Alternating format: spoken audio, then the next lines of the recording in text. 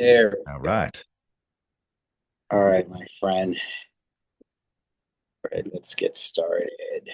Anything we should talk about before we start?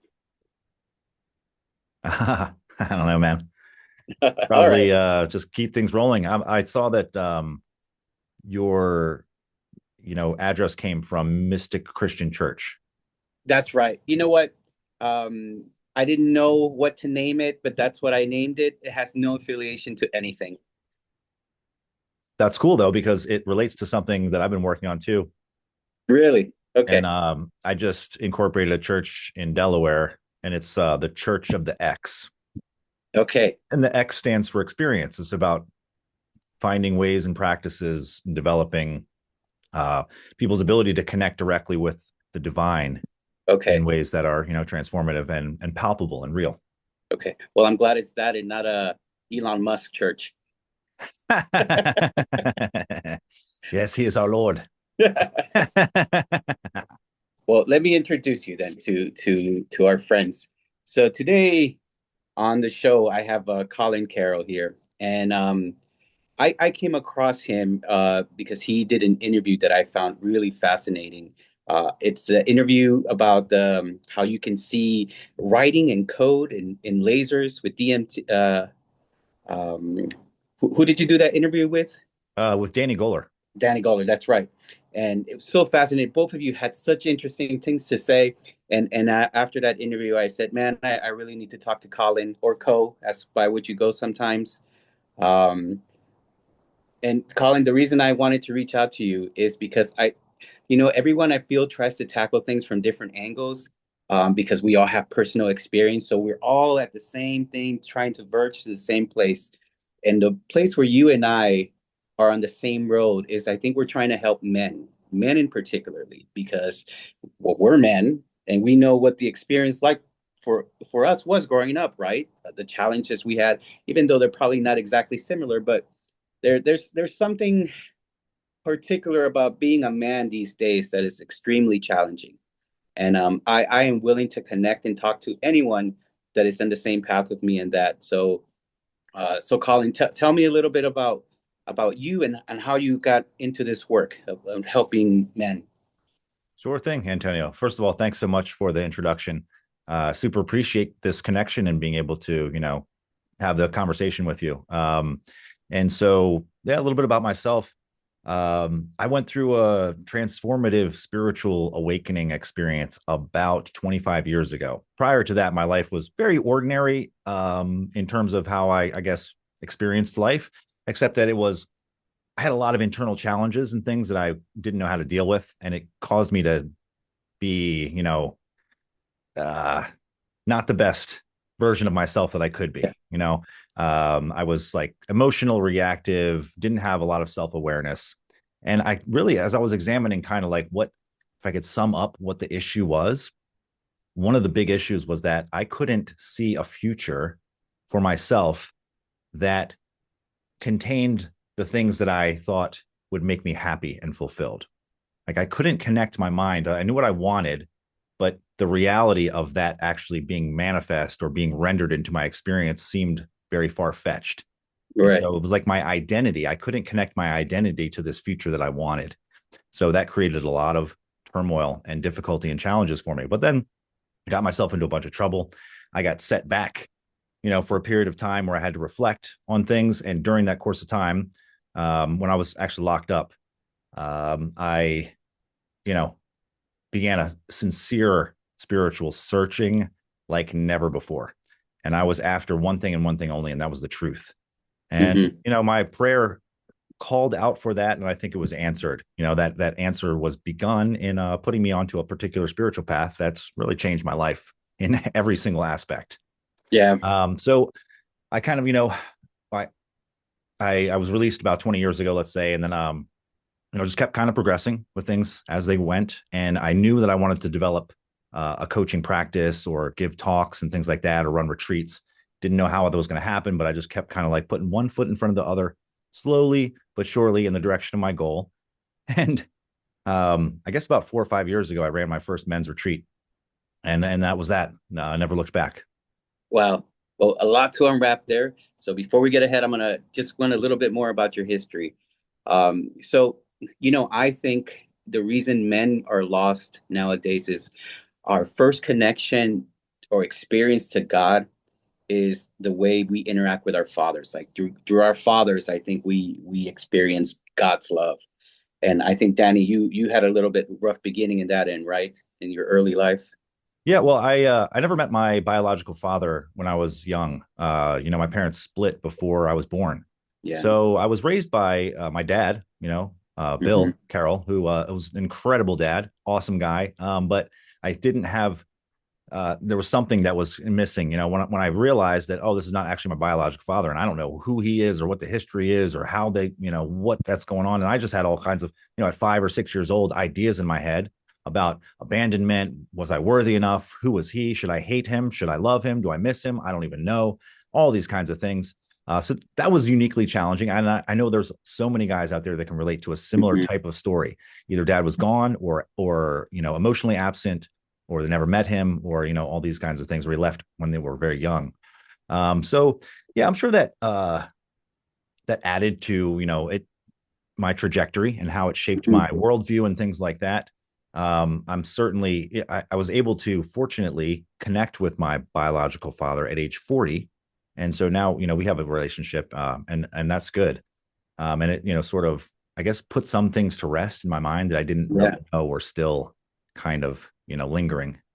And how did you put those to rest? What did he tell you that put things to rest? Um, well, he told me that he wanted to have a relationship with me, that it was never his intention to not be able to see me and things like that. Right. Circumstances happen. I'm not going to get into any of the details. I don't actually know. I wasn't there. Yeah. But I know, his intention when I met him and since then has been to connect and establish a relationship and work to, you know, to develop it more and more. Yeah, that must have been healing. In my experience, I just had a really contentious relationship with my father. It was really back and forth. We fought a lot, actually. We almost got in a fist fight once. Hmm. My mom actually intervened, but it's crazy. My dad got diagnosed with cancer, and he only had a few months to live. And I'm telling you, during that time, it's we forgave each other. We told each other we loved each other, and that turned a lot of things around for me. And I think it started my journey started like yours when that Hmm. part of me started to heal too. um, but yeah, it's crazy how we all seem to relate. We're all going through the same relationship with our fathers, or trying to deal with a relationship with our fathers, and it seems to be a root of a lot of things, for us men in particular, because it's who we're trying to emulate, right? We're trying to be like them.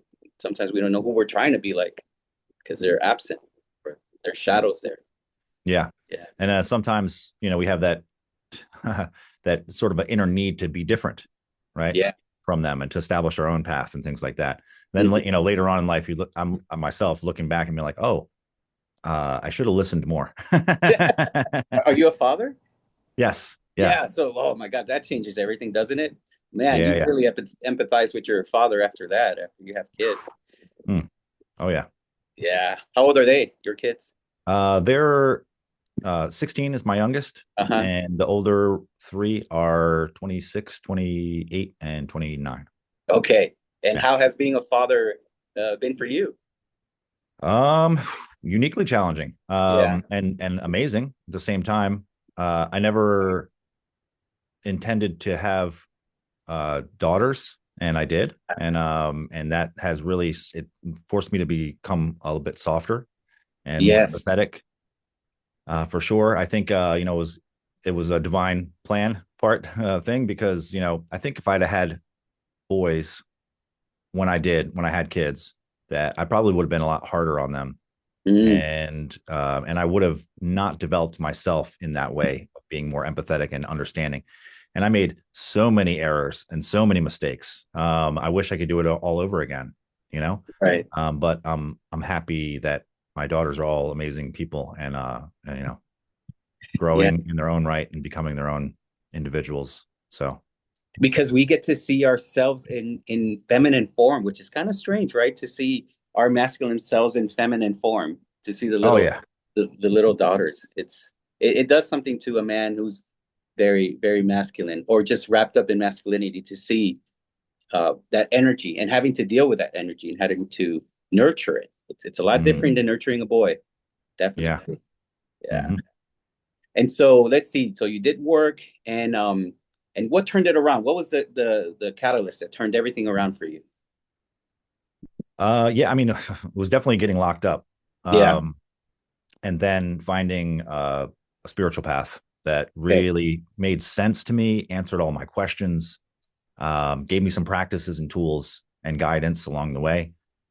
It was it's an Indian tradition, I guess we could say. It comes from Kashmir Shaivism, which is basically a type of non-dual Shaiva Tantra, we could say. So if I break that down, it's a non-dual path. So it's basically the aim is in seeing and directly experiencing the fact. Okay, we take it as a premise, maybe when we start the path, but the premise is that all of manifest reality, everything that is being created and generated and sustained by an infinite consciousness, which is the source of all. Mm-hmm. And that conscious being is one. And in that tradition, they refer to that consciousness as Shiva, or in a manifest form, they refer to her as Shakti. So it's like this dynamic interplay of masculine and feminine that are essentially one and the same. And so that's a lot, right? But that's what we're trying to experience in our direct reality. So it's quite different from having a set of beliefs, which is most religions that I experienced prior to that, or all of them, were just about doctrine, dogma, and yes, having a connection, we could say, some sort of a connection with God, but often through particular rituals and practices and things like that. Whereas in this, in the non-dual sort of framing, the idea is, here's what it is. Here's what the ancients, let's say, have seen and things and experienced. And here are the methods that they have discovered, which can lead someone to this same realization. And the realization is a complete radical reconfiguring of the mind, the body, the paradigms which we see through and also act in.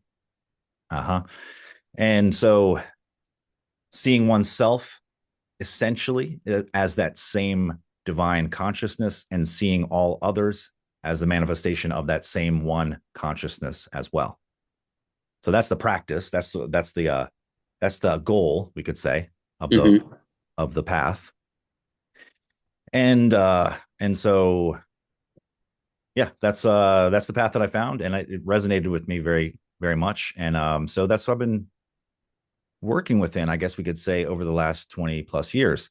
Now, along that way, I found other things which support that practice. And I guess the main essential component was discovering the process of releasing or letting go, we could say. And, that gave me some skill to work with, particularly like self-inquiry practices to kind of unravel and unwind the mind, but also the body. Because what I learned is that, our bodies are configured in certain ways. The tissues themselves and all of our experiences are stored in the body, in the fascia and things like that. And the subconscious and the body are directly and intimately related. So when we can create change at the subconscious level, it affects the body and vice versa. And so, a lot of the programs of the way that we see the world were given to us when we were very young. We didn't ask for them. We didn't determine that this was the way that things are. So we come into the world, we're given a set of beliefs, basically, and ways of seeing the world, and we see through those filters. And then at a certain point, we can awaken and realize that, oh, that's just one way of seeing this thing. And it's not necessarily the most accurate. Let's see, what can we play with? How can we change our perspective to look at things a little bit differently? And this kind of starts to reshape and reconfigure our worldview and paradigm. So then that determines how we show up in the world. But one of the things that was lost to me for many years was how to get this integrated into my whole being, rather than just having these ideas I'm trying to approximate. I want to see others as divine, I'm trying to do that. But if I'm trying to do it, then I haven't become it yet, right? I haven't embodied it yet. I'm still trying to get there. Because once Right. I've become it and embodied it, actually, this is just the way that I see things. So for me personally, it's definitely a fluctuation. I go back and forth, and the consciousness has been refined. But one of the things that's really helped to integrate it and accelerate the growth has been the internal arts practices of embodiment, like that Mhm. come from qigong, taiji, schools like that, even yoga as well. Um, and it's something that was missing for me for a long time because I was on the meditation path of like top down, refining the mind, and then eventually refining and transforming the being, which is great.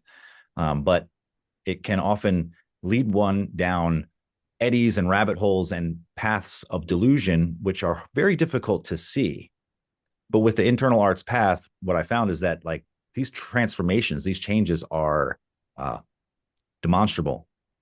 Once we uh, have transformed our being, let's say, to a certain degree, certain qualities arise that are testable, right? So, like, for instance, in the way the body responds to stress or pressure, most of us, and the common thing is to respond with some type of fight or flight, freeze kind of thing, a reaction.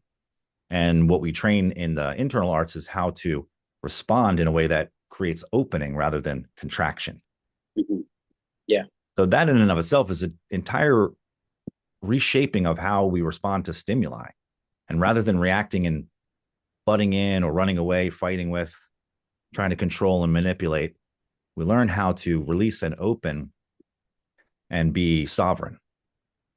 And how did you see? I hear what you're saying about about how certain religions are all about mostly about practices, but I can see the value in practices because with practices you are becoming it without even knowing it. Like you're behaving your way towards something even if you don't understand it. So I can see the value in that. But I hear you. I hear what you're saying about you have to embody it first before you can. You don't try. You have to come to that realization first. Right. Yes, So no, but you're right. The practices refine you, right? They yeah, refine us and they give us experience, right, right? right, And if it's a skillful practice, it starts to reshape and transform us in the way that we right. are and the way that we see things for sure. I mean, the practices are absolutely necessary. Most of my work is practice, Mhm. right? It's And physical practice, meditation, taking care of the body, mind, the well-being, the health, getting sunlight, getting good food. All these things are practices.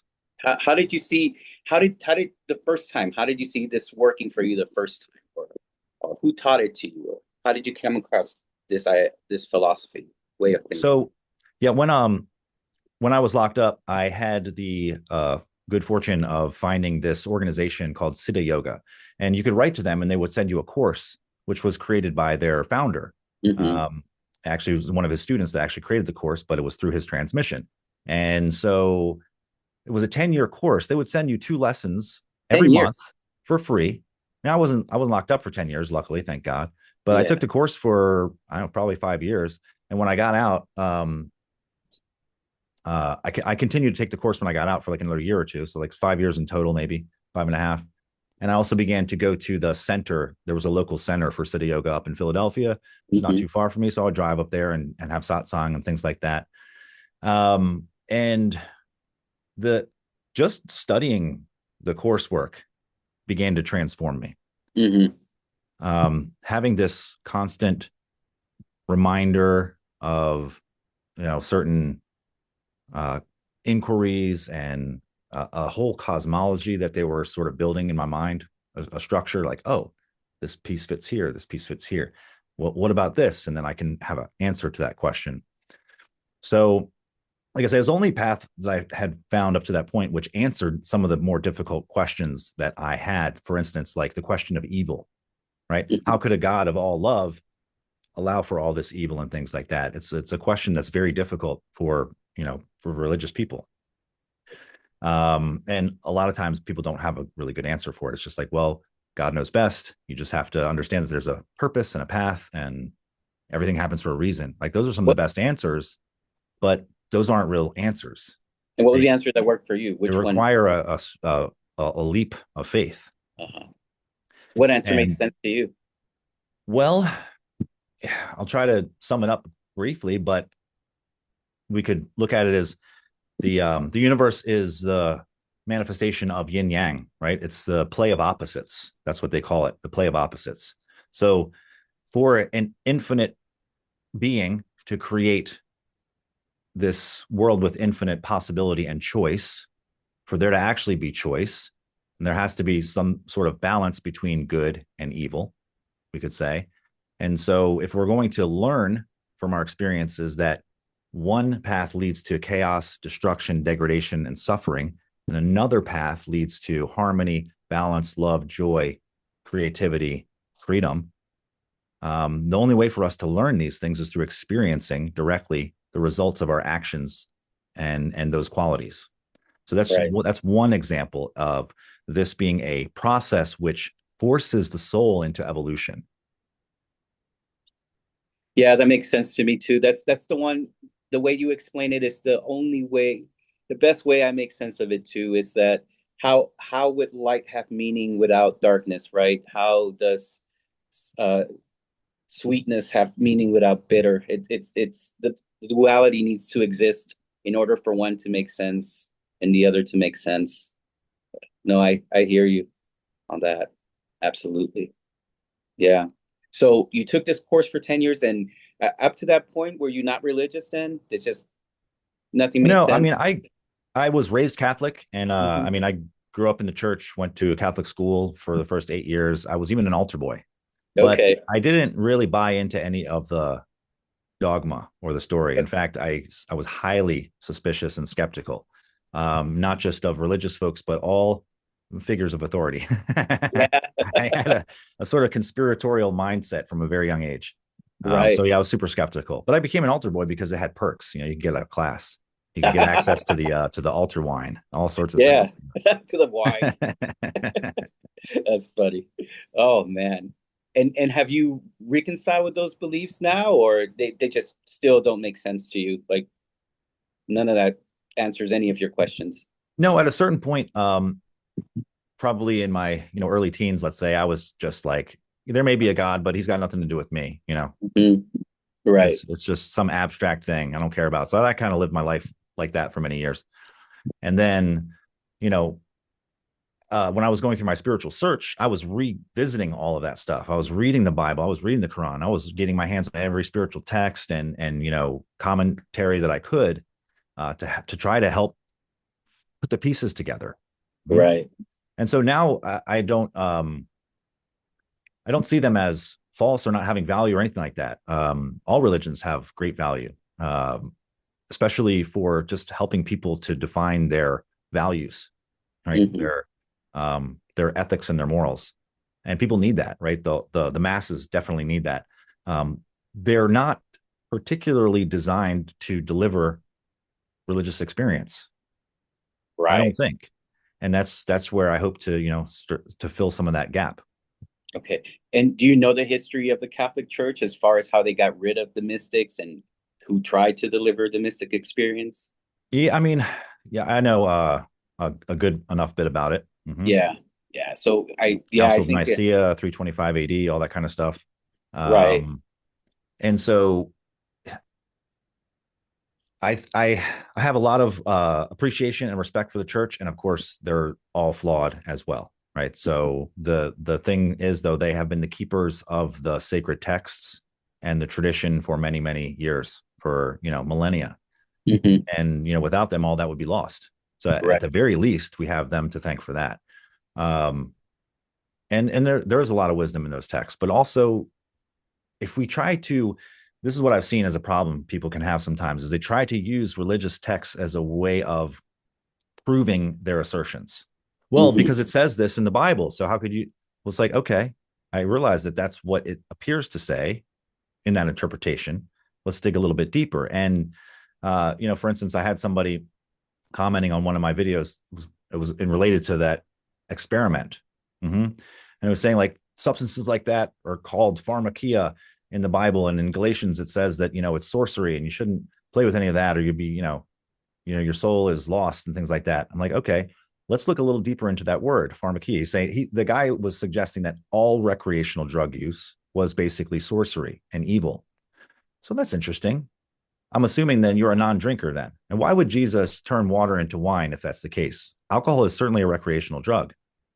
So it's like if I'm trying to use the scripture as a way to, it's fine to use it as a support, right? But if I'm saying that it's factual because it says this, and I interpret it to mean this, and so you're wrong, I just think that's a very lazy and not effective way of presenting your argument. I'm open to listening to people. I'm very curious. I want to have conversations. I'm not really interested in debate. And so when people try to, you know, have that sort of energy and attitude, it's like, that's not really what I'm here for. I want to connect with people and have conversations that are enriching for both of us, where we're playing with ideas. Or, the moment I say that I know it's this way, then I'm cutting off all other interpretation. I'm being very arrogant and closed-minded and narrow, and it's putting you into a box, right? Because I'm saying you're not seeing it exactly this way, so you're wrong, Right. and things like that. I just don't see much value in that. Yeah, 100%. It's funny, in my day job, all I do is debate. So that's the last thing I want to do here is debate. Because, I am not trying to convince anyone of my worldview, because I could be wrong, and I would really not want to send anyone down the wrong path. Though Yes. I believe my God is actually truth, and sometimes I might misinterpret things. So yeah, if someone can prove me wrong, by all means, please do. It means you save me a lot of time from being wrong and saying the wrong things. And that's why I've been a little bit hesitant about actually doing these videos, these conversations, because I'm a little bit apprehensive about saying the wrong thing, to be honest. But I think it's valuable nonetheless to have conversations, and that's why I decided to have these wonderful conversations with people like you, who I see have wonderful, great intentions, and um, and they're just saying their truth. And you know what? You said something really fascinating that I love. Did you call it the science of one? Did I hear you say that in an interview once? The science of I don't, one. I I don't saw think it so. recently, where you have to have the experience in order to understand it. Something along those lines. Oh, first person science. Yes, first person science. There we go. Yes. Explain Yes, that. yes. Explain that concept to me. I love it. So it's not my original. I'll give credit. It was an English mystic, um, Walter, somebody. It'll come to me. Mhm. In any case, he's the one who did the headless way. It was Okay. he's known for that. Um, and so he created these experiments to give people an experience of being what he called headless, Hmm. which is like the actually the first person experience. We don't perceive our own head, right? Like directly. If we look in a mirror, sure, but we don't just Right. perceive it directly with our eyes.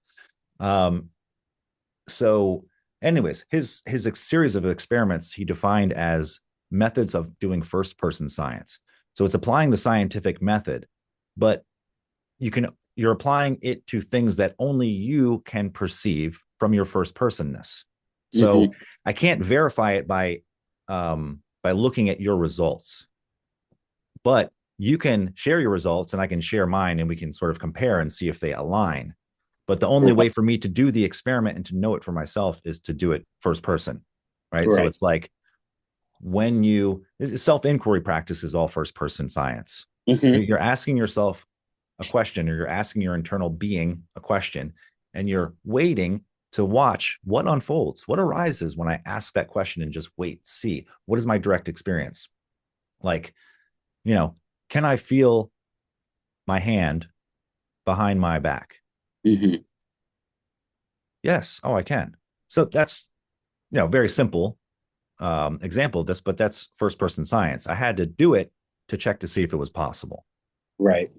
And that's kind of like, I think we're approaching this the same way, because at the end of the day, everything is kind of like first person science, right? Because we're all in our heads. We have no idea what it's like to be in another person's head. But I'm going to use an example, like that little statue behind you has a shadow behind it, right? And I'd be like, oh, I see a shadow behind that statue. Do you see it too? And you'd be like, yeah, I see it too. And I think that's how we're trying to approach this spiritual realm world, where we all have our own independent experience, but then we compare and say, Did you see that? Yeah. Did you experience that? I did, or I didn't. Um, because tell me about your mystical experience. You had them, right? Oh, quite a few. They're Yeah. ongoing. Right. And I'll come back to the self inquiry first person for a moment too, just to give it a little more Yes. meat. Something that we can actually apply. This is a real statue, by the way. Right. And Not a fake background. yeah, look. There you go. um, so an inquiry might be, if you look within, what is the space that exists prior to your next thought? All right, so that would be a first person science self inquiry Hmm. question, because you have to look, you have to do it, you have to try, and you may not even be able to. It's like some people might say, I don't know what that means. All I'm aware of is my thoughts. Okay, well, Right. if you look again, what is it that's aware of the thoughts? And then someone might just say, oh, well, it's just me. It's just me. Well, okay, but isn't me a thought? What's prior to that? Right. So we keep kind of directing the attention in deeper back to something that's more primary, more essential. And then eventually, hopefully, someone contacts, we could say, or arrives within or gets a sense of, oh, wait, there's this dynamic, energetic space of consciousness that is not manifest in anything yet, but it is what becomes my next thought. Hmm. Ah, interesting. And then what is it that's observing that process? And then maybe I drop back in behind my ego deeper, and it's space opens up, and I find myself in my body in a way that I never experienced before. And the mind is not chattering and all this stuff. I'm just present and effulgent with life energy and presence. So, And how I often? mean, How that's a often? spiritual experience right there, but it's so accessible. Right. Right. And, Once and we you. uh once we train the you know train ourselves and develop the skill, it's just right here. Yeah, in terms of spiritual experiences, I've had some wild ones. I've had ones that are generally considered pretty bizarre, and they're not common. I have met a few people who have had similar ones, but yeah, for the most part, um, kind of extreme, I guess. Uh, I'll talk a little bit about just a couple of them. So one thing that began to, I guess, take place about 7, 8 years ago, maybe 8, 9 years ago. I had been getting these energy releases for many years. I called them kriyas in the system. They're just basically it's they think of it as the supreme energy of God, of Shiva, let's say, um, becoming awakened within your body, and it begins to clear out the nadis, the pathways, the energetic pathways, and also the um, what they call samskaras, which are basically impressions based on false understanding, our past history, our karma, our traumas, all these kinds of things shape the way that we see ourselves in the world in ways that are not accurate. And those are they call samskaras. So the awakened energy begins to move through the body and transform, burn through, or purify these samskaras. It's all leading towards the path of the spiritual realization that we're talking about initially, which is the revelation that I and the Father are one, that Shiva consciousness is the supreme being, and that is all that there is, and that is essentially what I am made of, Hmm. not different from that. So at first it was energy. For many years, it moved the body. It would put me into mudras and things. Sometimes I would spontaneously do a yoga pose. I'm like, what am I doing? Oh, this is yoga. Wild.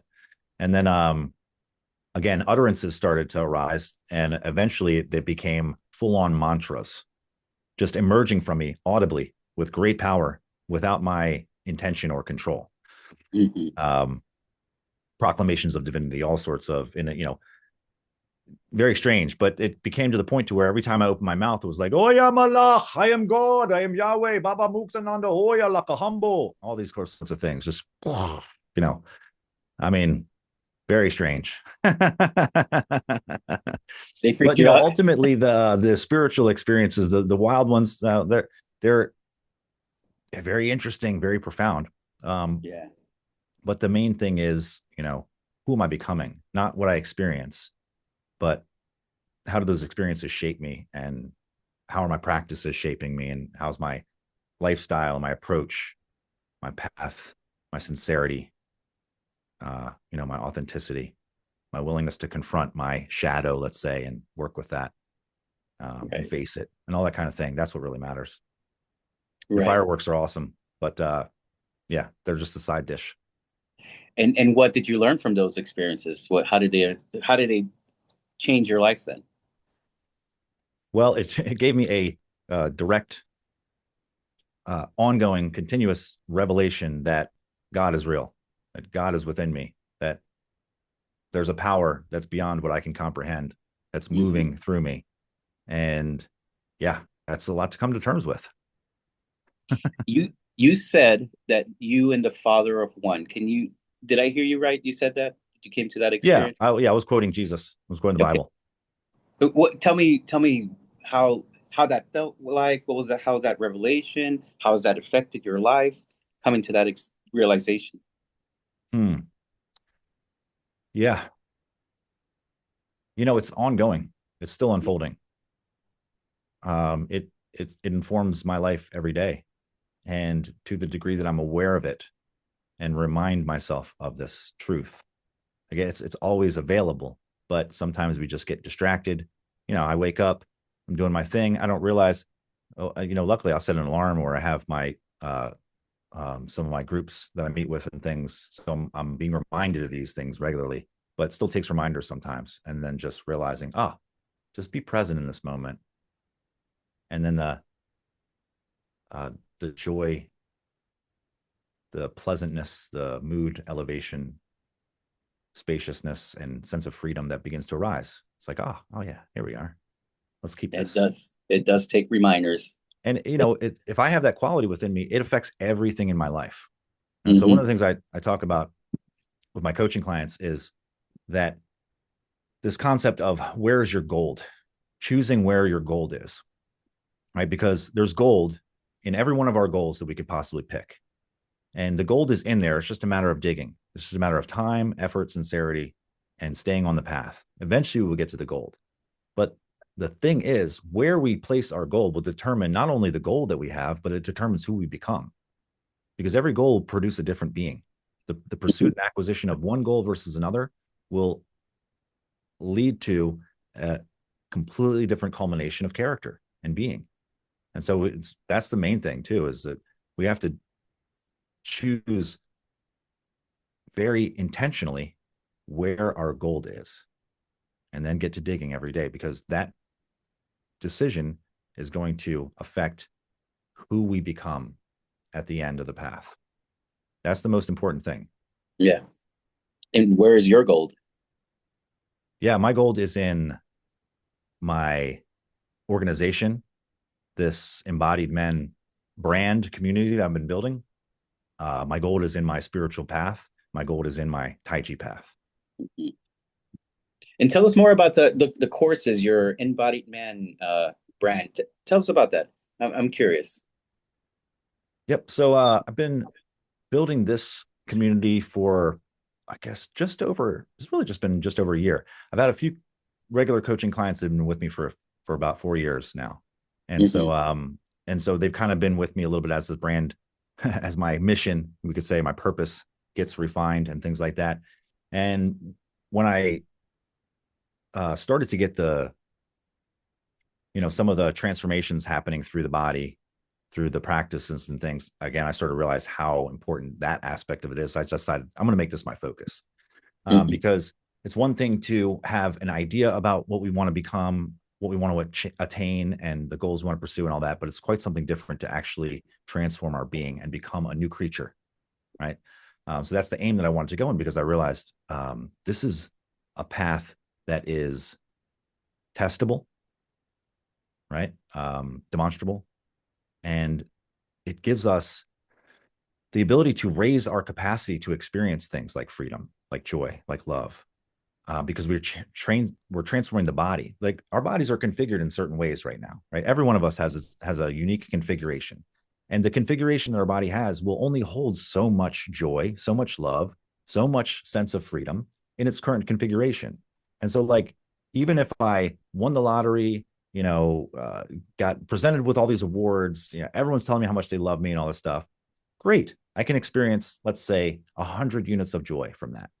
And everything else is just like, it's just okay, put it over there with the rest of the stuff, But if I can transform my being to actually raise my capacity to experience joy to like 5x or 10x, now suddenly I'm operating at a whole different level. I'm operating in a state where I used to, my average days were unattainable to me in the past, so far above. And so because I've transformed my being, changed who I am, then everything that I do changes.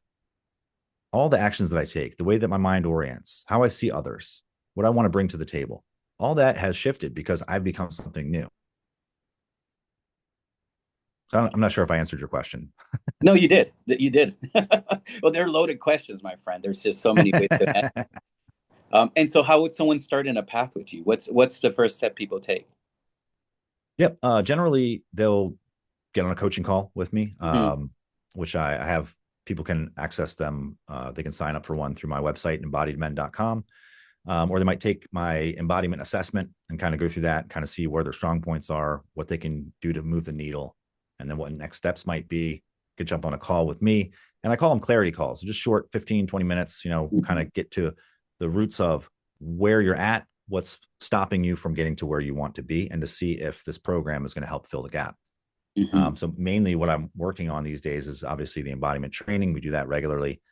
We meet, almost every day of the week in this community. So it's very tight knit.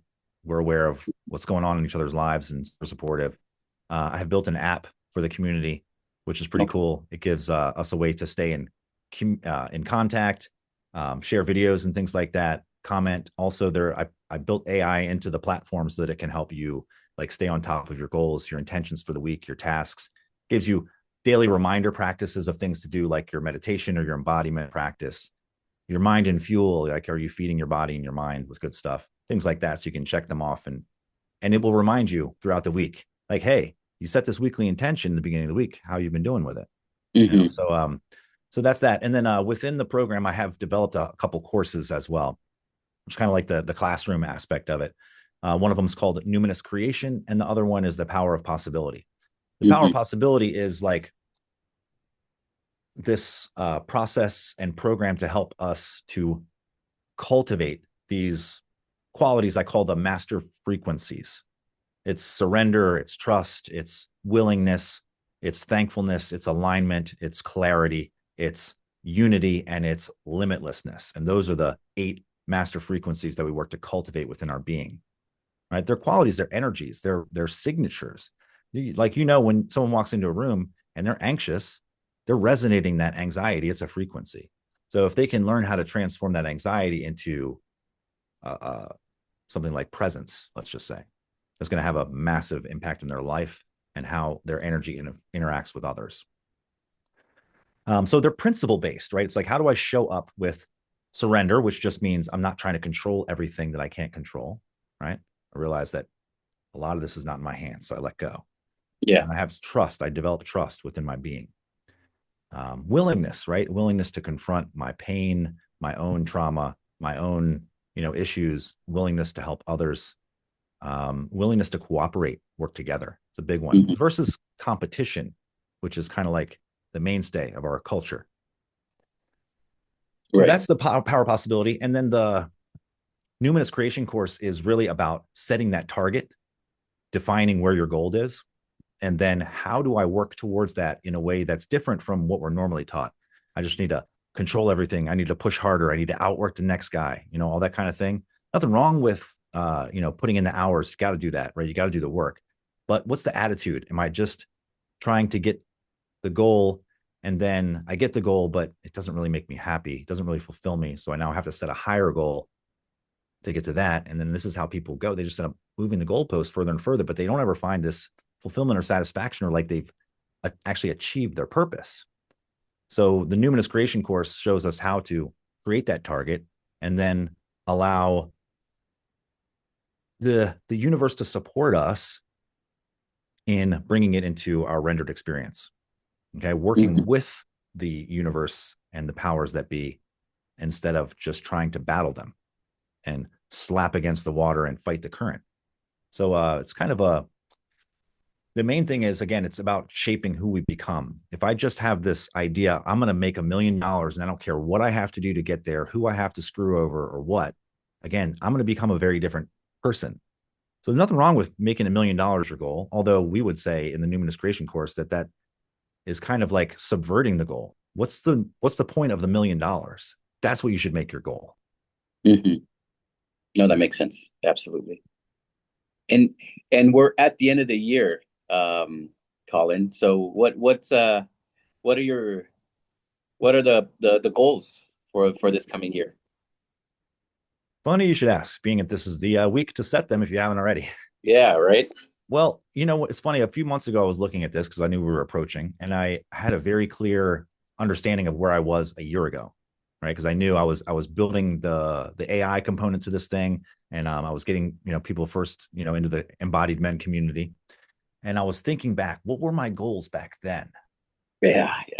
I'm reflecting and I'm like, I remember, okay, I want to, have X many subscribers. I wanted to, get the funnel built and start, running ads and things like that. I wanted to really obviously help these guys get massive results and things like that.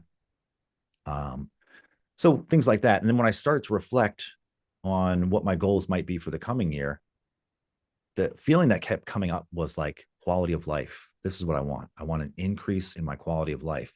What does that mean? Well, it means things like I want to move into a house that has a lot more natural sunlight than the one I'm in now. So that's one of my goals for this year. That's crucially important. I will not minimize the value of that, to be honest. 100%. Hence why I live here now. Look at all this light. I know. Yes, I'm jealous. It's cold over here, cold and dark. It's all right. Yeah. 4 weeks I'll be in Thailand. Yeah, you're in the East Coast. I'm in the West Coast. Yeah, so that's one goal. What's something else?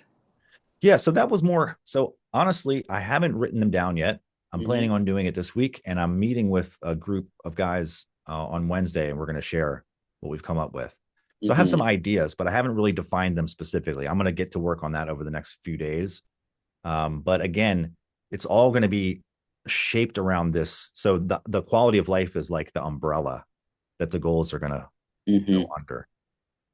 And obviously the quality of life includes improving my relationships, deepening my relationships, developing my internals and things like that, releasing more of the old identity that is, maladaptive and things, and embodying more of the new. I've just, like I said, I just started that church. So now I'm going to get to work on taking that to the next level, next step. So many little things and markers and trajectory points that I want to kind of map out. But yeah, really, it's going to be about growing this movement and really developing more results for my clients.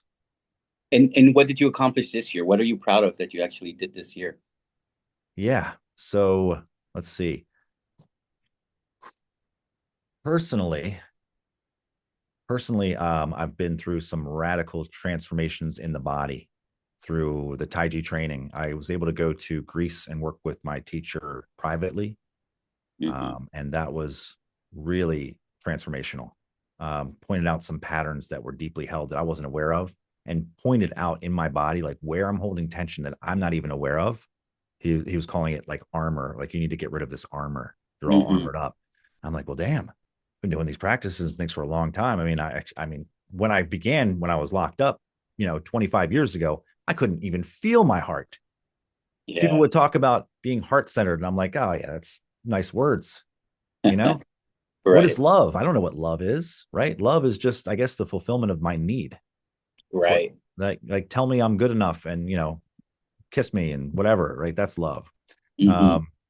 And so many things have unfolded, right? But still the path is endless. And so it was just a good reflection that here's where your lowest hanging fruit is, or the thing that you can work on now to move the needle quickest. Mm-hmm. So there's Yeah. that. In terms of one of my coaching clients last year had the goal of starting his own exotic animal store, and it had been a Okay. lifelong dream of his, and he'd just been like hamstrung by his own mind and his past to think that that was even possible. And I think it was October or November, he opened the doors to that shop. So that was pretty cool. I take that as a success too. Yeah, absolutely. Obviously he did all the work. I just gave him some support and helped him release his doubt that he could do it.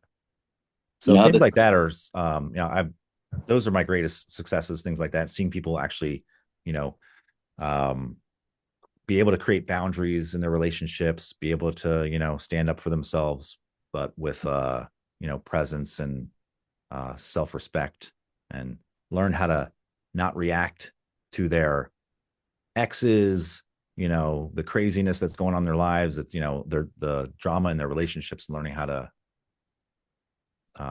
not get sucked into it and not feed into it and not make it worse, and ultimately be the presence that can allow for it to become coherent. no. You know what? The success of the people in our community are our success as well. So absolutely, 100%.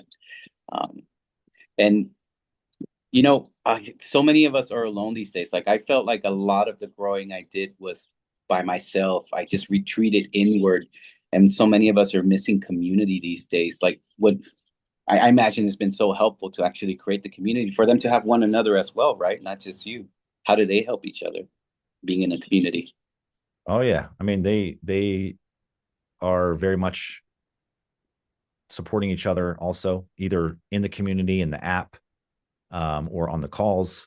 Once in a while I can't make a call, so Mhm. they jump on there themselves, they run the call, they go through the trainings, they're sharing, and then usually what happens is we do about an hour or so of training in the morning, and then we'll sit down for half an hour or so. We'll Mhm. just kind of see who's who's having a struggle, who's having a challenge, who's got something uh, positive to share, and we'll kind of just dialogue for a bit. And sometimes I'll guide us through a practice and things like that. And so, but yeah, it's not like I'm not the um, the arbiter of how these things Mhm. manifest and unfold. It's very much interactive. Right. And are they mostly men or all men Yeah, it's or all men. it's all men? Okay. Yep. And do you focus on it? Did I read this right? Do you focus mostly on divorced men going through a divorce? It seems to be the majority of my clients. Yeah. Okay. So, and the reason is, I think, is because that is a transformation period in one's life. And Yeah. so it's a time when guys, if they're going through something like that, they don't need to necessarily go through that. It could be their business fell apart.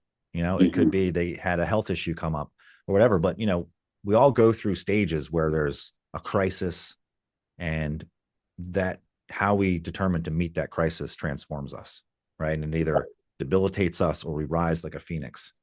And so, Hmm. so that's one of those stages in life, either a massive breakup, they don't have to be married necessarily, but it's a lot of pretty much everyone in my circle has either gone through divorce or a major breakup, or they were just about to go through a divorce and they managed to turn it around. Okay. Wow. Any commonalities that you see between them as far as what they're experiencing or what realization they come to? I would say that these are all generally good-hearted and very generous and giving people, and that got taken advantage of at a Yeah. certain point. And not just that they were taken advantage of and they're victims, but they allowed for that to happen, right? Through not recognizing patterns of manipulation, not standing up for themselves, trying to take the easy route, all these sorts of things that we do. So we're all imperfect, right? Um, and you know, these situations are going to bring about unique challenges within each of us. Yeah, and this day it seems like well, at least the society in general keeps trying to make us men seem like we're the predators. We're there to violate women, like. But it seems like it's the other way around, doesn't it? It's the vulnerable ones that are actually in danger. It's the it's I think it's the reason why Jordan Peterson was seemed to be so popular the last few years, right? Because he seems to have speak to those kind of men, right, who are in those transitional phases or desperate phases in their lives. Yeah, well, men as a rule, it seems like have gotten a bad rap for Hmm. a long time, and they're not esteemed. The qualities that are necessary that have helped, sustain society and build cultures and Yeah. makes the world run.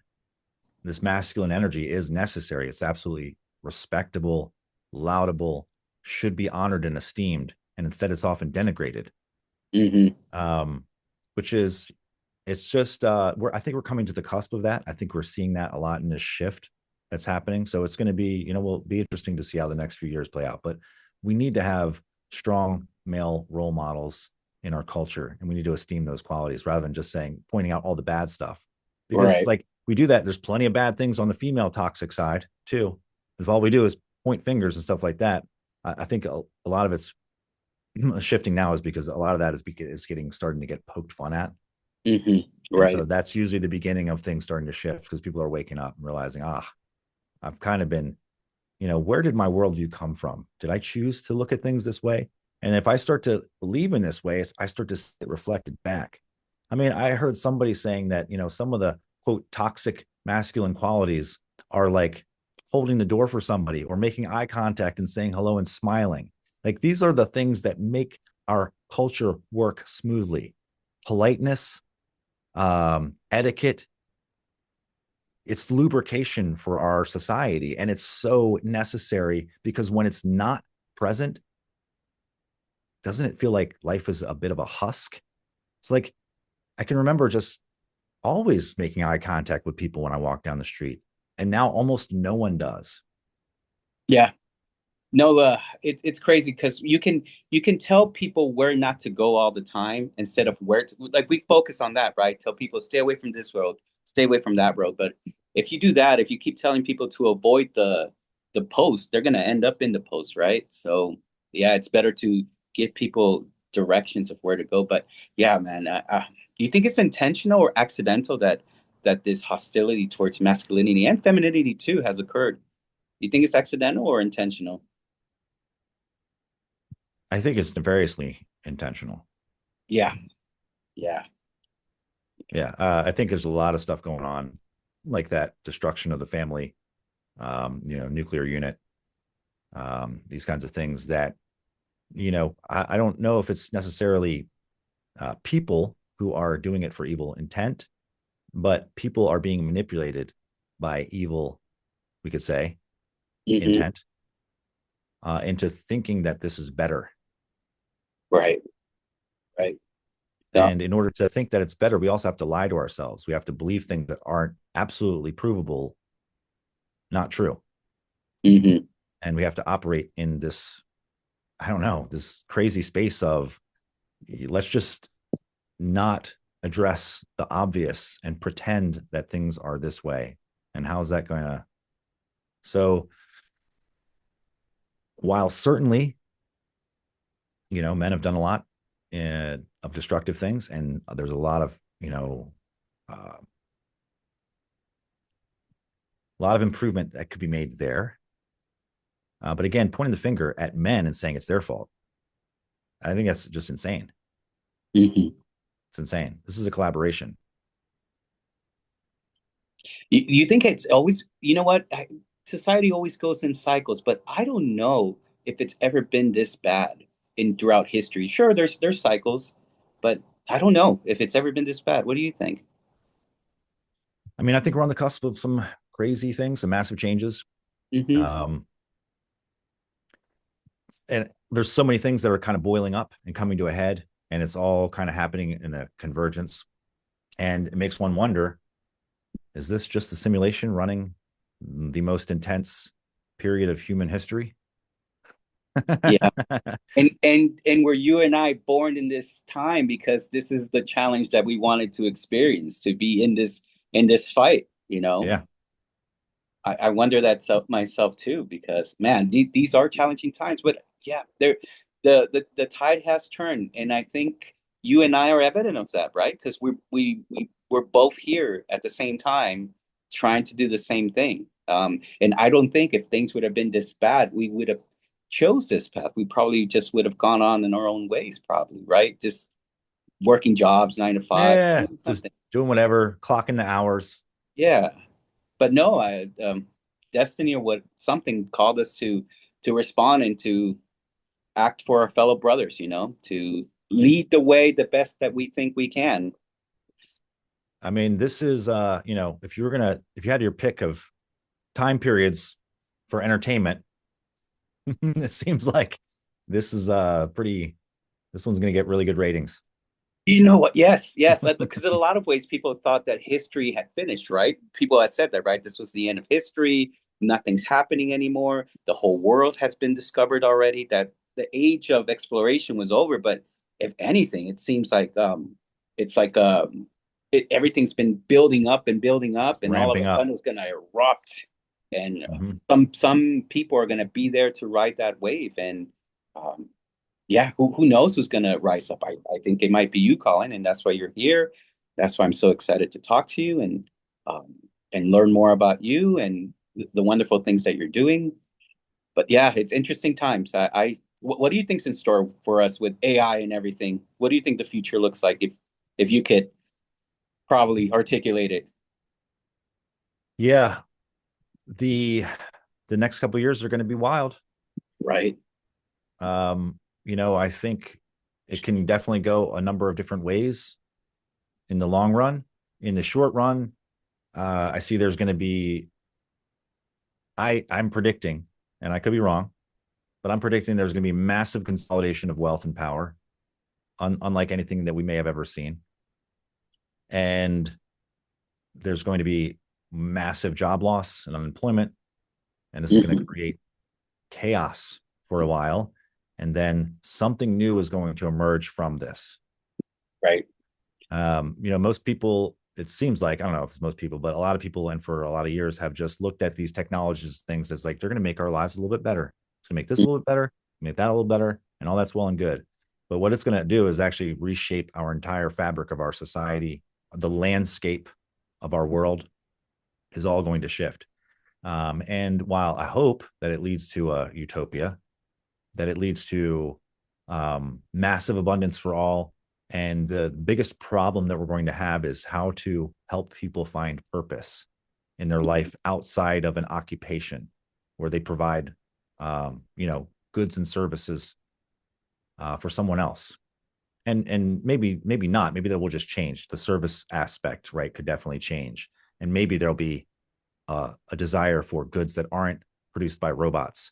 But that'll be fringe, right? That'll be fringe. Most people, if things go the best case scenario, work will be entirely optional. Everyone will have access to more than enough, and they're going to have massive amounts of free time on their hands. And so, for people who don't have an interest in spiritual things, in self transformation, this is going to be a real problem, right? What am Yeah. I going to do with myself? Yeah. So that's going to be the biggest problem if we get there.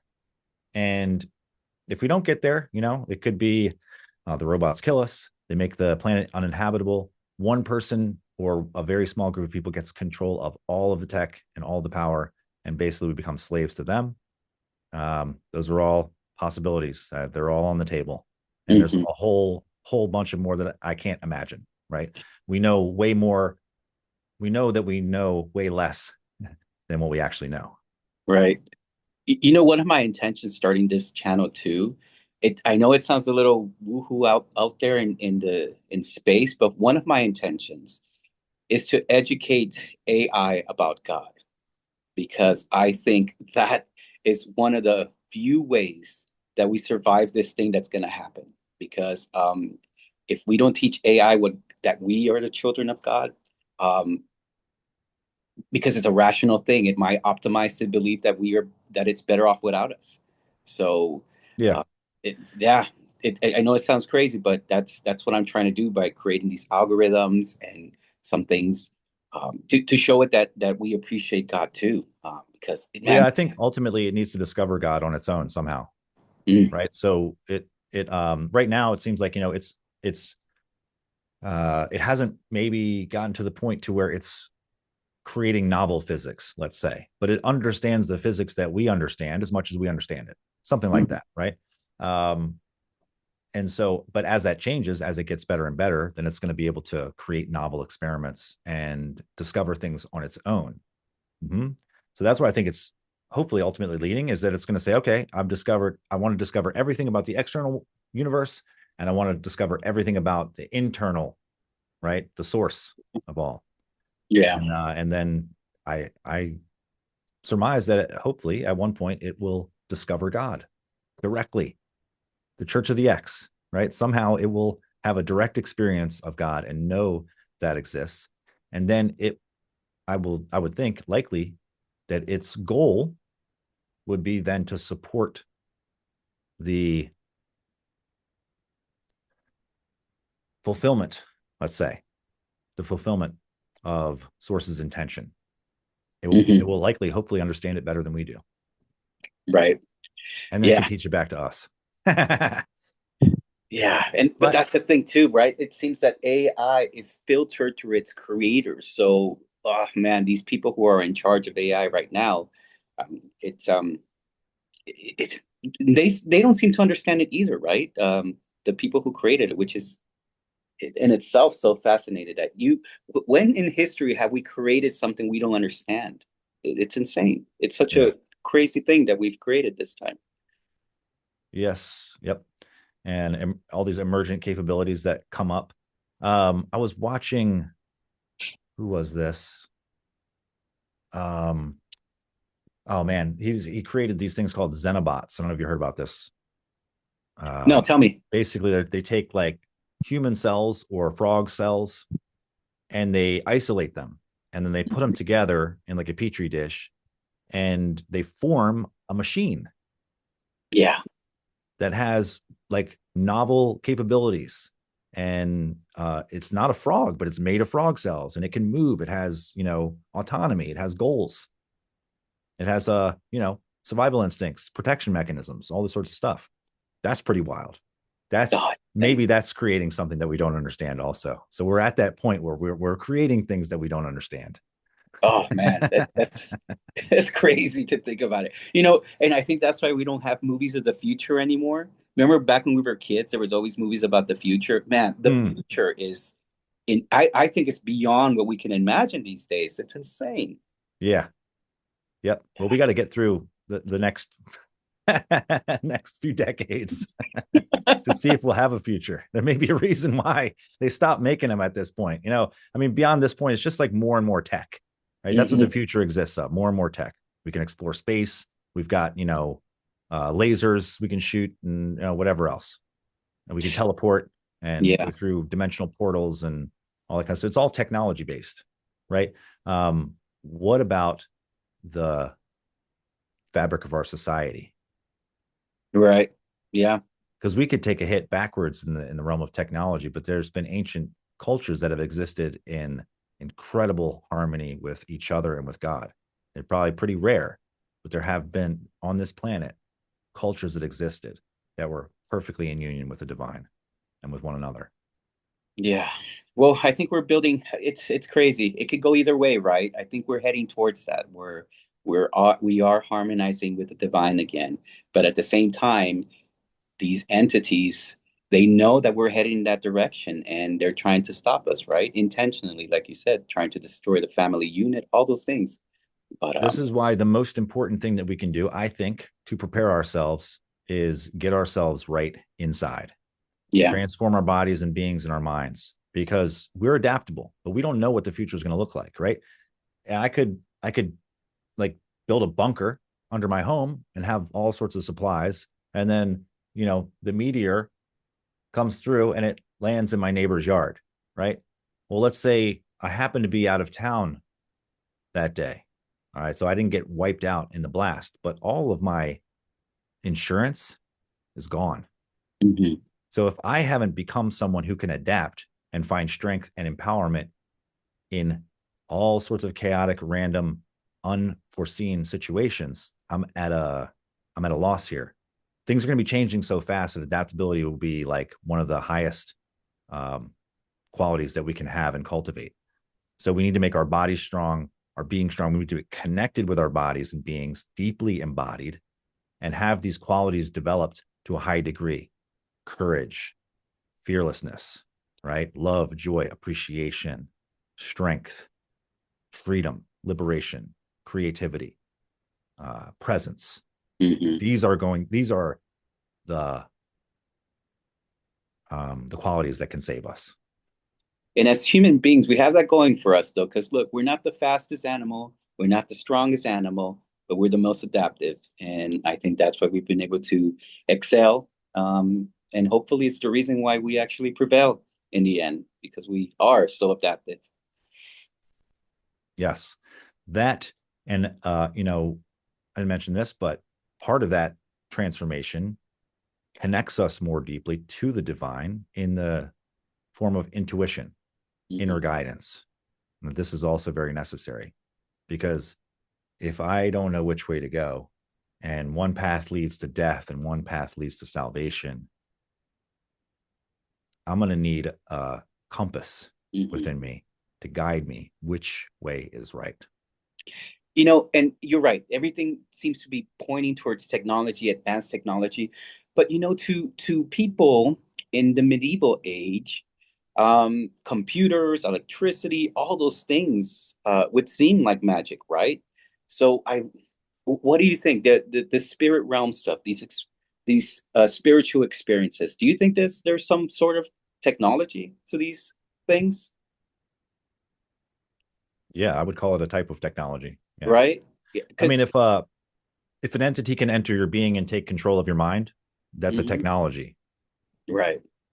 Right. He's using a particular process in order to do that. That whatever process he's using is a technology. Right. I don't know what it is, but he knows it, so he can use it. Right. So then there's a technology of becoming present, embodied, and clear, we could say. There's technologies that lead to that state. And that's the state that will make me more impervious to those attacks. You did the laser experiment, right? Yes. Yeah. How did that go? I ran the experiment probably a dozen times. It took me, 10 or 11 tries before I actually saw the code. Tell me more about that. So I was using also very light doses because I have a history with the molecule. I wanted to make sure I was, not going to lose my shit again like I did. Which molecule? Which molecule? Dimethyltryptamine. Okay. All right then. And what happened? What did the code look like? What was the experience?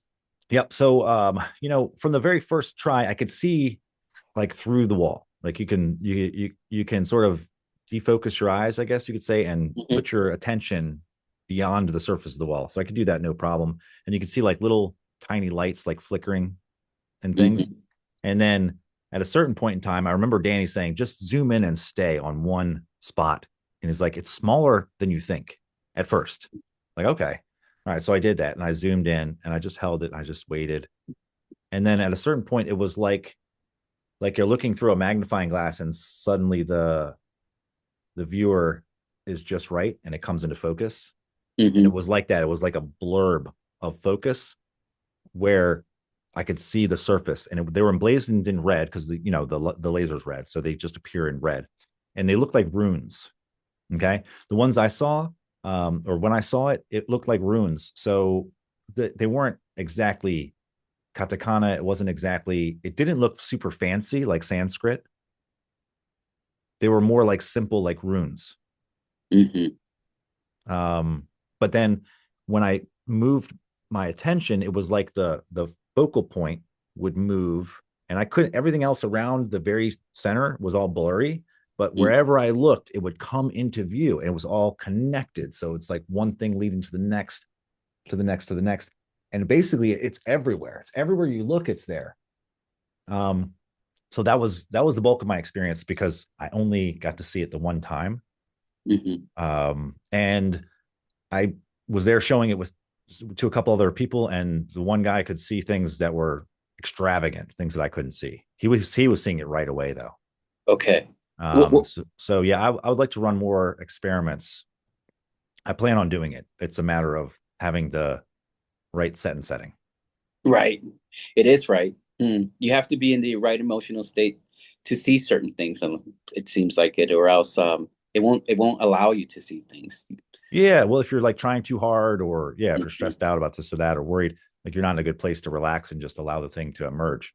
Mm-hmm. So that's one thing, but also just, yeah, having support, having a good container, the right space, and things like that. For me, it's all very important. I don't take these things lightly at all. Right. So I want to put that out there. I don't see them as recreational drugs like these things. Um, I wouldn't classify them as that. They're technologies. And like any technology, it can be used for good or bad. And that's the thing. It's like, it's not bad in and of itself. But if you have an evil intention and you bring this technology to enhance that evil intention, then that can, what does technology do? It makes things abundant. So now you Right. have an abundance of evil.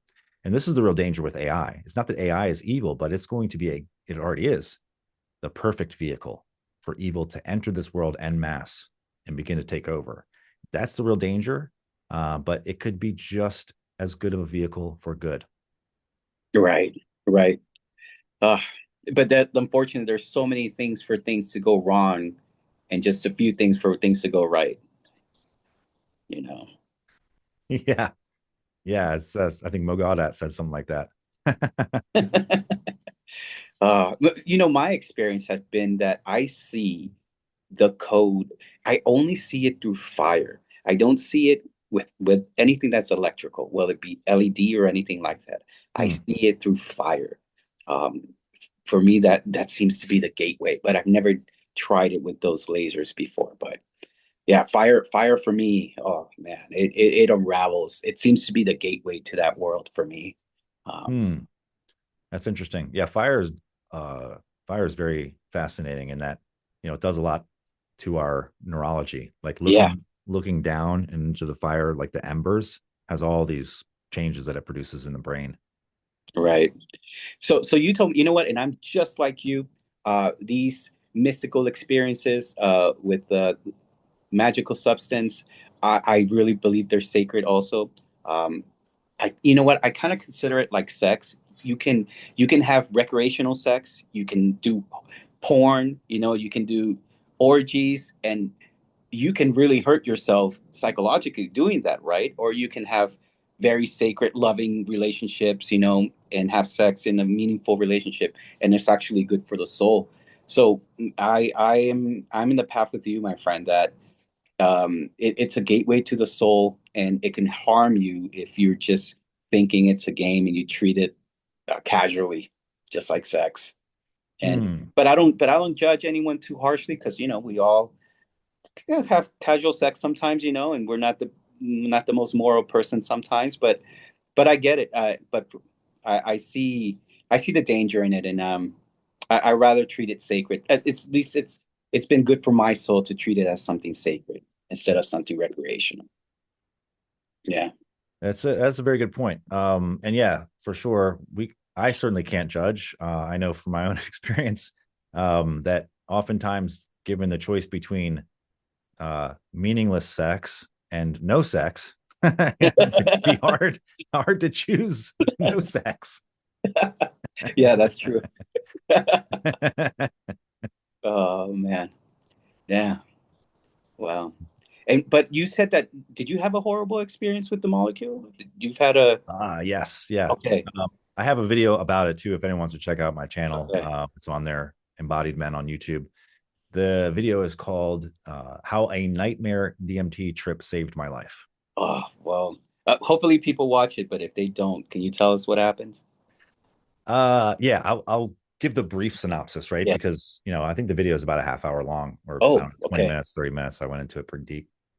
But basically, I was at a festival. I was in, this is a long time ago, well, a pretty good while. It's like 12 years ago, maybe. And so I was in a state. I had been at the festival for a few days, you know. Um, it was a regional Burning Man festival. So there was a lot of stuff going on. And I had been up for mostly like 3 days. And then I decided that it would be a good idea to procure some of the molecule. And my friend had told me that these people had some. I went down and talked to them. And he basically set me up.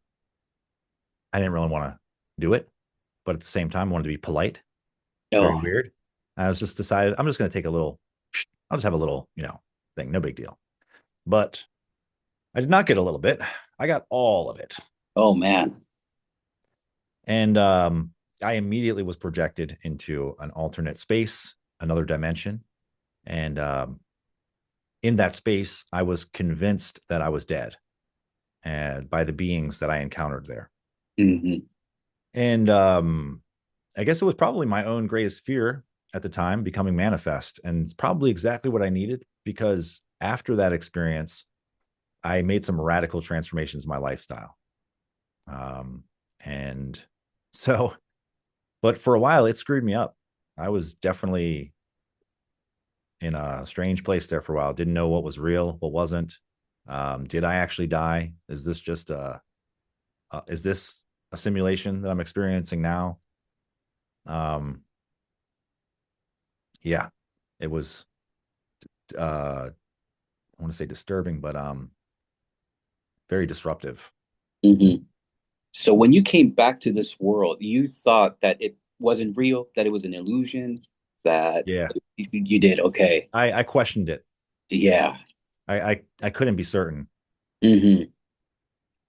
And also the grief I experienced in that experience, in that trip, was unlike anything I had ever touched. Hmm. Um, yeah, it was awful. It was like, I was leaving everyone that I cared about and that loved me, and that it was all like a stupid mistake. Mm. And I was going to have to regret this. And this is now my legacy. And Right. ugh, that was awful. But hey, once again, it was part of the process that brought me here. So, Hmm. but again, and it was definitely the thing that gave me respect for these substances, because prior to Right. that, I was very reckless, Hmm. very reckless with them. Yep. Right. Yeah. No, that spiritual realm place, you really and it's almost like surfing. I analogize this to surfing, and that you could just jump in the water, right? If you don't know how to surf, you'll jump in the water, you'll get tossed around by those waves, and they'll take you where one it takes you. But if you get things squared away in your heart and your soul, you can get on that board a little bit, and actually turn and go where you want to, and end up where you want to go. But And have fun. and have some fun, yeah, yeah. But man, because I've had those at the beginning. I was really in a bad place the first time um, I took the sacred tea. My father had just died. I was in a motorcycle accident where I had to learn how to walk again because I almost lost my leg, and my relationship of 7 years came to an end.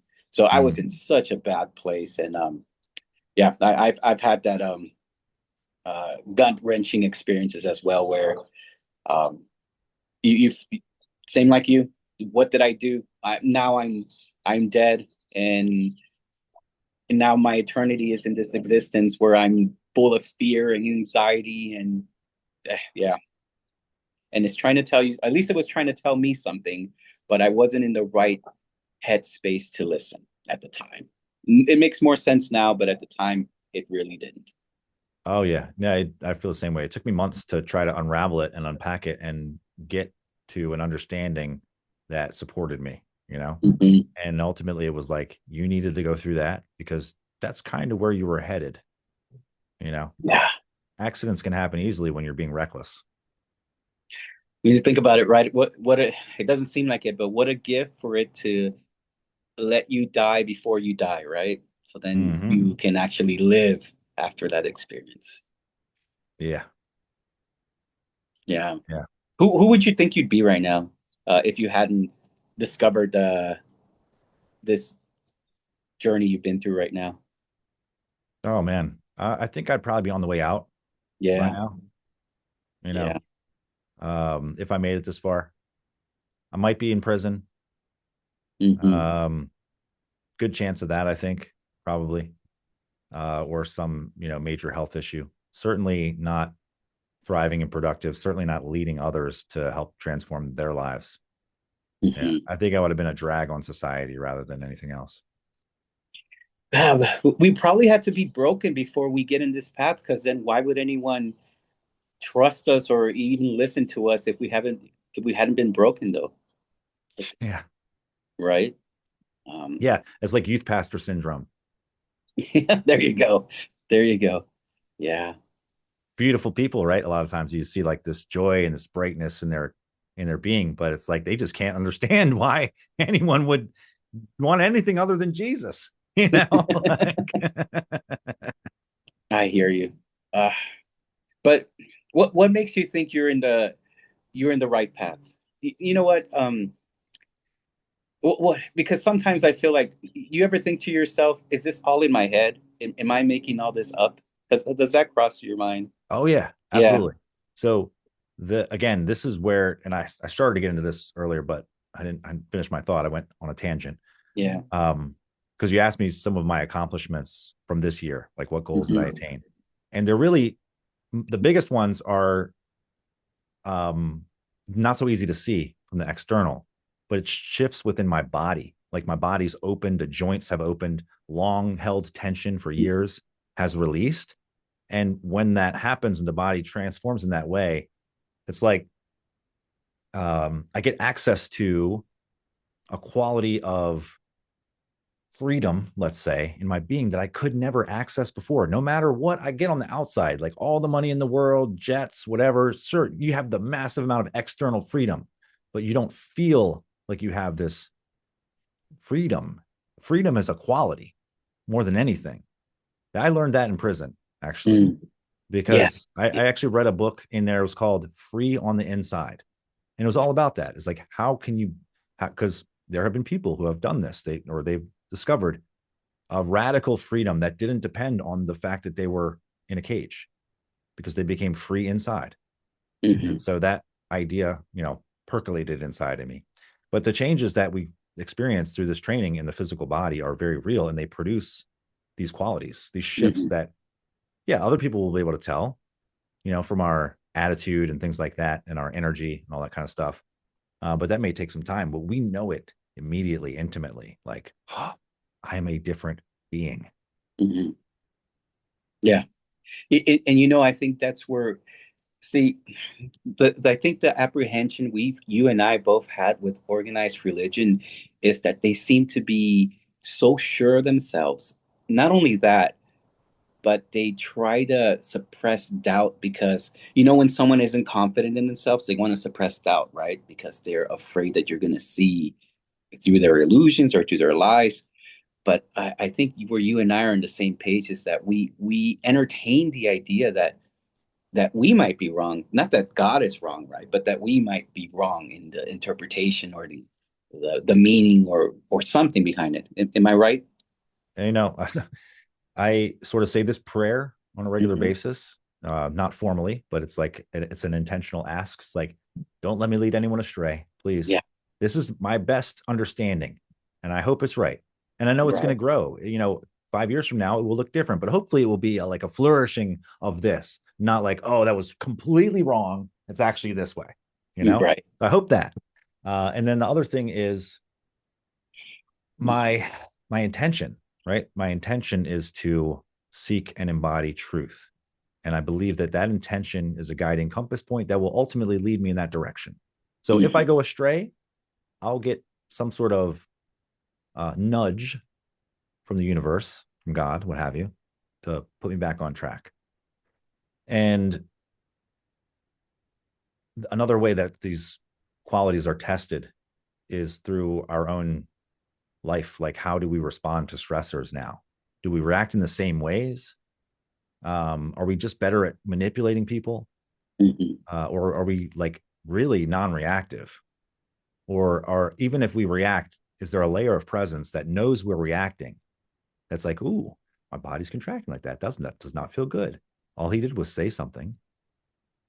Like he just said something, and I was like, ooh, that feels like it's making me defensive or irritated or something like this. What's going on there? But rather than being like, you're a jerk, or like, why? I can't believe you think that, I'm getting antagonistic. I'm battling back. Or rather, I have the presence to be like, this is very interesting. Mm-hmm. I feel like I'm being attacked. I feel like I'm being diminished in value or something, or that like I'm being told that I'm wrong, or being told I should do it this way, or whatever. It's like making me feel this uncomfortable feeling. But if I can stay and, oh, that's very interesting, curious, and it starts to unravel on its own. Um, it didn't catch me and hook me and make me think that I was the reaction. I'll now have to defend myself. So those things are markers that we can just look within ourselves and see over time that, yeah, I'm not responding in those same ways. What's the quality of um my mind, right? What kind Mm-hmm. of thoughts am I holding when I wake up in the morning? What are my first thoughts? Like, what direction is my mind wanting to go? Is it wanting to go into the past or into the future with worry, or into like, I can't believe that she said that to me, and how could she be so inconsiderate? And I'm so, all this kind of stuff. Or are we like, today is a brand new, fresh opportunity. I'm so thankful to be alive. I'm thankful for this breath. I'm thankful for the way my body is connected and feeling, and the health that I have established, and that this day is unwritten and it's limitless in possibility.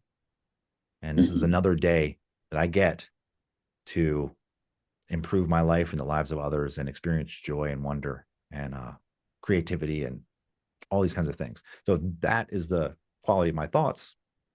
It's a very radical difference, and I'll be able to observe that. Yeah. No, I found that too, because have you noticed that when your children are ungrateful, you don't want to give them more, right? Because they're ungrateful. But if they're grateful for the things you do for them, you just want to give them more. And it seems like the universe, God, it responds to us in the same way. It wants to give us when we're grateful. Yeah. Well, that's funny. If that's the case, then I was like, how can I increase my gratitude? Right. And so this is a little hack I can give for people that they can try out, which is, if let's say, let's just make it real simple. If 50% of the time I'm feeling grateful and 50% of the time I'm not grateful, right? In other words, things are happening and I'm not appreciating them because they're bad, right? Those Yeah. things aren't good. These things I can appreciate, right? So now I have this list. Try to make a list, and this is what people do. They write down all the things they're grateful for, so they can, oh yeah, I'm grateful I have a roof over my head. That's clean running water. Yeah, all right. Have a decent supportive family. Blah blah blah. Whatever it is that they, you know.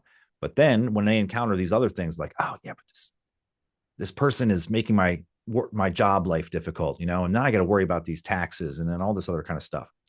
But what if we could simply learn to appreciate the challenges? Like, yes, they're difficult, and yet we know that the difficulty we're going through is going to transform us for the better. And so we just can have an attitude of thankfulness towards it. Well, it does a couple things. It softens it. It helps us to let go of our own internal gripping, our resistance to it. Resistance is what makes us exacerbate the things that we don't like. It's like you don't like something, right? But if you don't like snap peas and they're on the buffet, you just don't get them. You go and you get broccoli or you get chicken or whatever you want. But that's not what people do. They hang out with the snap peas and they're like, I hate these snap peas. How Yeah. could they put them on this buffet? Anyone who eats the snap peas, you're a horrible person. I'm gonna write a letter. We're gonna complain to the manager. Somebody, get somebody out here. How could they be so inconsiderate to put these here?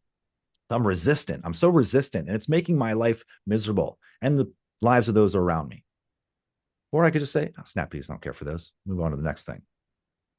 And I can also appreciate, hey, snap peas, they're not for me, but some people love them.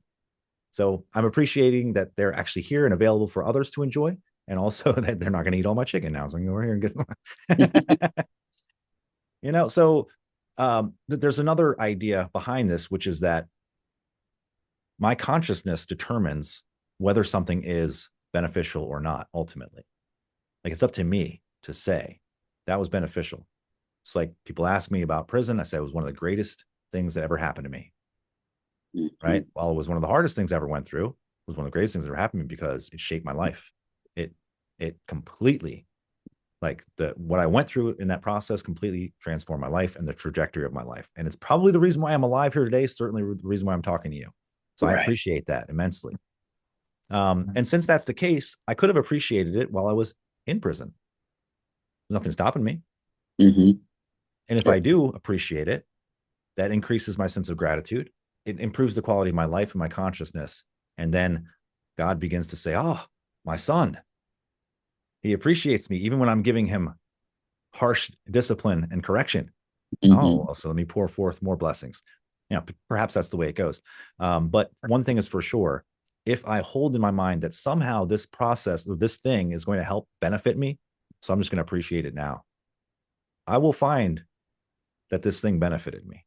Mm-hmm. The hardest thing in my life was the best thing for me as well. Right now I wake up because of my that motorcycle accident I have.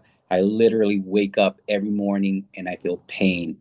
And it reminds me of that day, right? But would I trade it? I would not, man. I would not be the man I am today had it not been for that.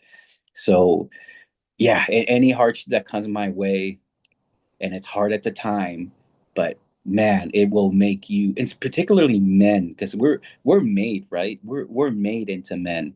Women are kind of like nature created women, and they have value because they can create life, right. Every woman is kind of born creating life, but we have to create ourselves, and that comes through the hardship. We have to Mm-hmm. chisel our soul, right. Mm-hmm. Yeah. Yeah, I wouldn't trade it for it, my friend, as well. The most toughest time in my life. I wouldn't trade it for anything. Yeah. Mm. Yeah. So if we can have that mindset now, and we can short circuit the amount of time that we have to suffer Yeah. needlessly or without realizing that this is actually helping us. Suffering is the meaning we give to it, right? That's how we suffer. The meaning we Yeah. give to Like if I go in and I do a really intense workout, it's difficult, it. right? But I know that it's benefiting me. Right. Right. So I'm not like these damn weights. Exactly. And imagine that, right? If we didn't lift weights at all, how feeble would our muscles be, right? And yeah, we put on a little bit more, right? Sometimes we can handle a little bit more. So let's put on a little bit more weight and see who actually we can become, right? Yeah. Yeah. And also, how do we align ourselves? I think this is a pretty cool thing to think about too, is that most, well, I keep saying most people. I think it's probably accurate, but maybe I shouldn't say it that way. Okay.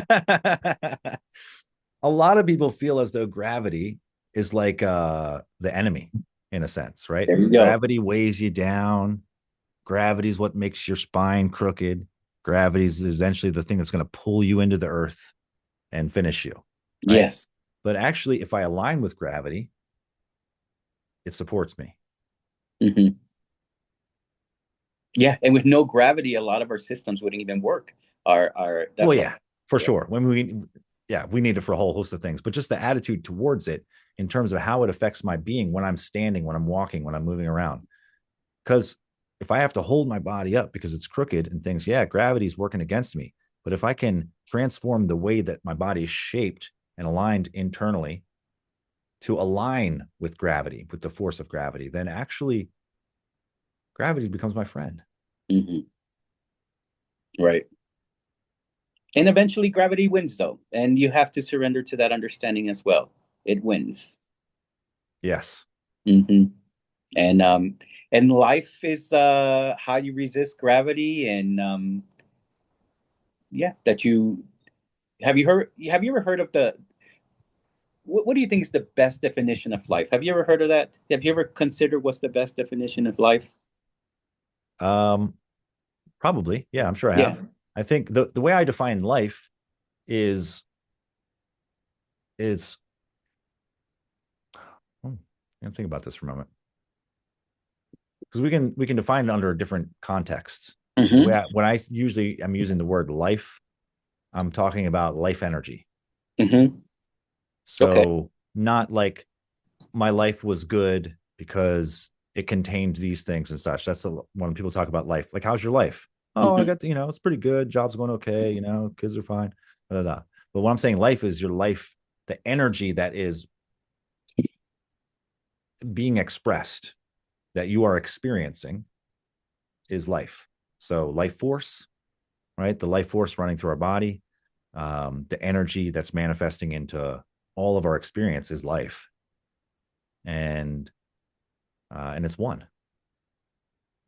The best definition I've heard for life is that it's the resistance to entropy.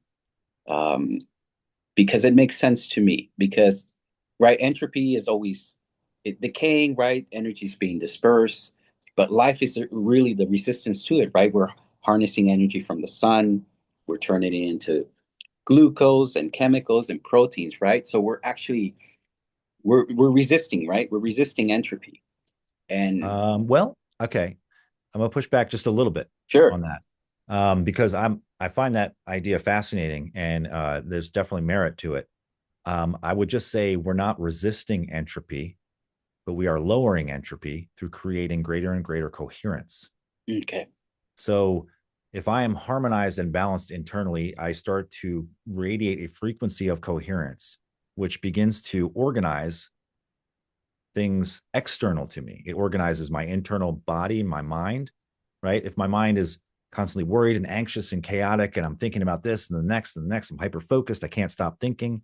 This is high entropy, right? It's chaotic, it's distorted, it degrades, it causes stress, right? All these things, high entropy. But if I start to cultivate stillness, silence, presence, love, joy, creativity, that energy starts to create coherence in the body, Mhm. and the mind, and in my environment. The very energy of my own coherence begins to affect my surroundings.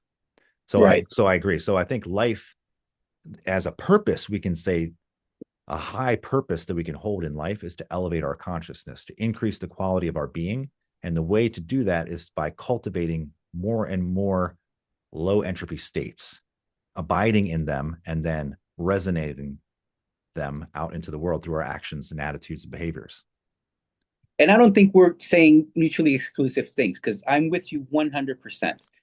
The reason I say resistance is because eventually entropy does win. I mean, if the sun stopped one day, right, which it will, that's it. Everything's done. As much as you want to harmonize, it's over, right? We don't have the continuation of the flow of energy. Well, And the purpose, and I totally understand what you're saying there too. And again, yes, this is not an argument or debate, but just a nuanced way of looking at it. And that is that the end result is I've transformed the quality of my being and consciousness. So entropy didn't really win. Now this body dies, and what happens next? Right, the right. being that has been transformed goes on to the next level, where it continues this process of growing and increasing in quality, and reducing entropy, and creating more and more coherence, love, joy in its field. Hopefully, if we survive the cut. Right. And since time seems to be eternal and that everything's already played out, if we do get to that state, right, of high energy, it'll exist forever. So I hear what you're saying as well. And yeah, things don't need to be exclusive, but I hear it. Absolutely. Yeah. And that's the thing that I've learned with this too, is how do you reconcile things that seem mutually exclusive, but how to deal with dualities is another thing that I've learned through this growth, right? That Yeah, the uh paradox. yeah, the paradox is how things can make sense to you. How can you make sense of things that are paradoxical? And they can still make sense, right? A God can be cruel and good, can be light and dark, all those things together in one. Yeah, absolutely. Mm. Well, my friend, I have to get going. I hope this was enjoyable for you. It's been awesome, man. Okay, Super appreciate you for reaching out, Antonio. Looking forward absolutely. to you know, following each other's journeys and hopefully connecting again this year. Absolutely, Colin. Well, yeah, let's hold each other accountable to whatever it is that we plan to do this year. All Absolutely. right, you got it, brother. All right, Collins. All right, man. Take care. We'll talk soon. Much love, brother. All You right. too. Take Have a care. good one.